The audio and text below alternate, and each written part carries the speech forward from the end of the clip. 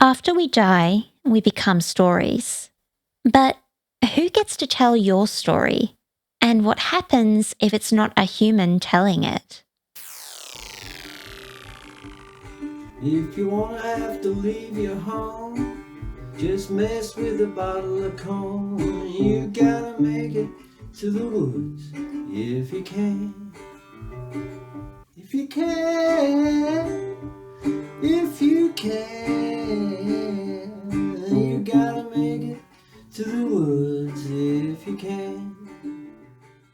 Welcome back to Stephen Moffat's Stages of Grief, a series where I look at Moffat's episodes of Doctor Who and Sherlock through the lens of grief and loss. Today's instalment will be more abstract than any other, because today we're looking at the Doctor Who Series 4 two-parter, Silence in the Library and Forest of the Dead. And this story focuses not on the emotions associated with death, but the practicalities of preserving someone's memory. In today's video, we'll ask, is it possible to do legacy properly? How do we honour the dead? And what happens when technology gets involved? Silence in the Library is a story about memory and legacy. The story opens with the iconic Doctor-companion duo, the Doctor and Donna, arriving in the library, a planet and a business where people's lives are remembered as stories. I'll be a story in your head. That's okay. We're all stories in the end. Here, you're not necessarily safe, but you can be saved to a hard drive at the core of the planet. Soon, the Doctor and Donna are joined by an archaeological team whose job is to dig up dead things and interpret the past. I'm an archaeologist from the future. I dug you up. Technology is key to maintaining someone's legacy in this library. Here, your face might reappear on a robotic statue. Your last words might be captured in a suit communicator. Or if you're very lucky, you might even live on in a digital afterlife. In this story, every life casts a shadow. How appropriate then that this week's monster is a swarm of living shadows, whose purpose is to keep meat fresh before they infect and consume it.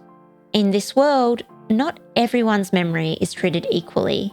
Some stories fare better than others. Throughout the episode, we'll see different characters die and their legacy being managed or mismanaged by technology and the people around them. Legacy is complicated, especially in the digital age. In this two-parter, Stephen Moffat invites you to consider some moral dilemmas associated with legacy. To kick things off, let's just take a moment to think about some of the things you've seen in the media recently. We've got dead actors like Carrie Fisher, whose faces are being artificially recreated so that Hollywood can sell some more tickets. Then there are authors like Roald Dahl, whose books are being written posthumously because they're not politically correct anymore. If a corrupt entity takes over our legacy, that means our memory is corruptible too. And the same is true for the characters in this two-parter. Just like their shadows, which are infected by the Vashta Nerada, their legacies are corrupted by evil and misguided agendas. As the Doctor and Donna explore the library, we meet a service bot with a dead person's face on it. Donna is shocked. The human face, juxtaposed on a machine which clicks and whirs as it spins around, creates an uncanny valley.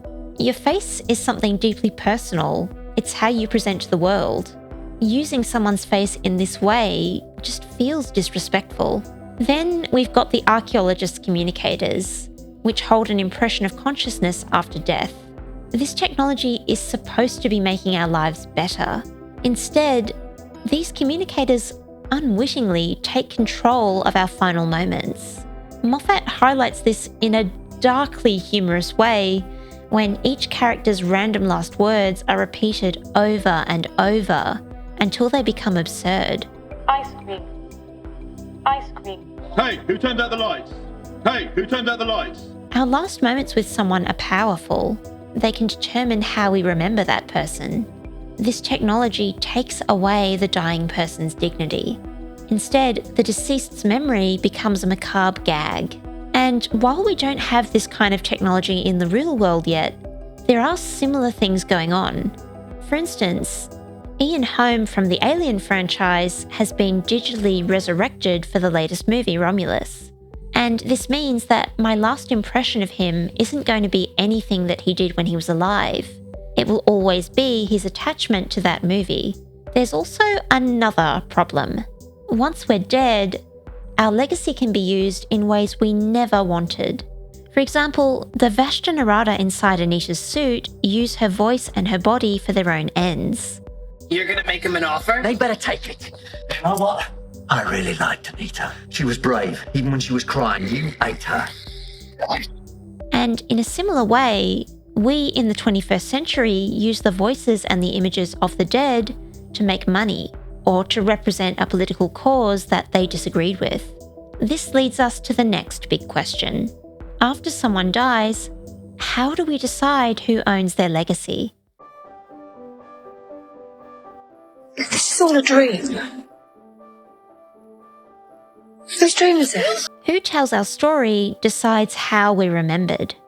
But as Moffat shows us, this creates a lot of problems, because memory is fallible and everyone's memories are different. In Silence in the Library, Mr. Lux wants the Doctor and Donna to sign a contract. Basically, their experience in the library will be his intellectual property. So owning a fictional story makes sense, right? But a person's life experiences are trickier. There's no clear creator here, and there's no one way to interpret the events in someone's life. All this begs the question, when we die and can no longer take care of our story, who actually owns it? And is it right or wrong for future generations to play around with it? Something that got me thinking about this recently was Joan Crawford. She used to be known in the 20s up until the 60s as a talented actress. How do we remember her now? Well, thanks to her daughter's memoir, which was published after Joan's death, our memory of Joan boils down to child abuse and wire coat hangers. No wire hangers ever! Us humans are complex. It's hard to capture someone's essence for future generations. Take Charlotte Abigail Lux in this story. Her consciousness has been uploaded to the library. This was done with love. Even so, as her uncle says, Charlotte now lives only a half-life. She's always going to be trapped in her childhood. And this technology has only managed to resurrect a part of Charlotte, the part that loves reading. She's not the nuanced person she originally was. Moffat uses Charlotte to show us how difficult preserving someone's memory really is.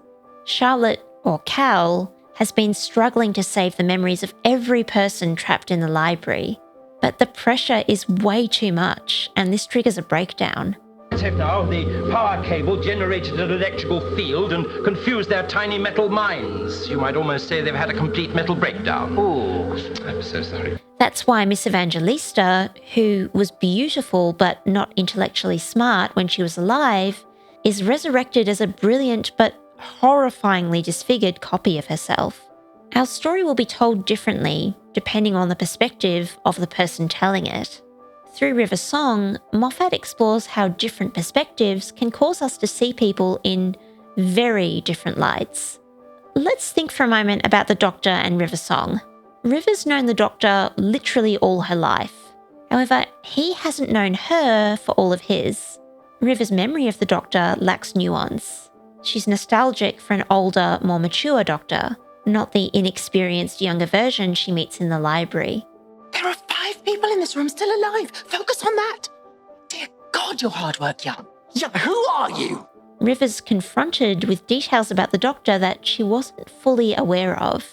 Likewise, the Doctor is way more antagonistic to River than he normally would be because he lacks the context for their relationship. Obviously, this scenario is not likely to happen in the real world, but like River and the Doctor, we meet people at different stages of their development. Meeting them at a different time could totally change our opinion of that person. You know when you see a photograph of someone you know, but it's from years before you knew them, and it's like they're not quite finished, they're not done yet. And this makes honouring someone's memory more complicated. If one person is responsible for your legacy, they can't know all the different versions of you, or their perspective may be biased. Donna is a good example. When uploaded to the database in the library, Donna is remembered in an idealistic way. Yeah, it's nice seeing her happily married with her dream children and apparently her dream body, but this version isn't the Donna we've grown to love over Series 4, the Donna who doesn't meet society's expectations, who's disappointed in love and doesn't have a harmonious family. As loving as Cal's recreation of Donna is, it's inauthentic. Moffat underlines this point using rapid-fire TV cuts. Instead of time progressing in a linear way, Donna's world jumps from one important plot development to another. Should we go down to the river? What am I going to do with you? Welcome home. The boring and the unpleasant bits have been edited out, and others in her world are also poorly represented. As you remember, all the children in the library are copied and pasted from the same template. And just like in real life, memory is reductive, and our memories of a loved one can be overly generous. A loving remembrance of someone won't necessarily be an accurate or even a humanizing one. Memory also changes with time. Donna can keep her children in the library as long as she believes in them, but once that belief is disrupted, the children just disappear. In the same way, we can't hold on to an idealistic memory of someone forever. As new details about them come to light, and they will, we're forced to rethink our opinion, and then that version of them ceases to exist. Remembering someone is difficult because there's just too much detail to be faithfully recaptured. Other people or technology may try to honour us by creating a legacy, but sometimes, in trying to remember the dead, we lose touch with who they were in the first place. Silence in the Library and Forest of the Dead leave us with a tough question. Is it even possible to do legacy right? Throughout Silence in the Library and Forest of the Dead, we're made to question how we honour the deceased. Upholding someone's legacy is difficult even with good intentions. When the entity in charge is corrupt, well, it's hopeless. However, Moffat puts forward the idea that in the right hands and with due care, legacy can be a beautiful thing, even in the digital age. Like I said, the Doctor doesn't initially trust River Song. As he gets to know her better though, the Doctor realises what River will mean to him in the future. Like Mr. Lux, who is protecting Cal's legacy, the Doctor protects River. In his caring and capable hands, River and the other dead characters can live on in a digital utopia. Now they can be better to each other than they were in real life. And they can inspire others to be better too. Everybody Lives has a totally different meaning in this episode than it did in The Empty Child. The characters in this two-parter are no longer truly alive. They are, however, granted a wonderful afterlife. They're remembered by the library's sentient computer. However hard you try, you can't run forever. A story, on the other hand, can be more persistent. And if that story is handled with care, it can go on, long after the person dies. Silence in the Library and Forest of the Dead are really dark stories. They ask how we can honour the dead and whether it's ethical to even try. However, this two-parter does end hopefully. Technology and human memories are imperfect. So, of course, our ways of honouring the dead can't be perfect either. But we can still do something good with the story that our loved ones leave behind. We're all stories in the end. Just make it a good one, eh? Because it was, you know. It was the best. What do you think about Silence in the Library? If you enjoyed my take, please join me next time, where we'll chat about a very beloved 12th Doctor story.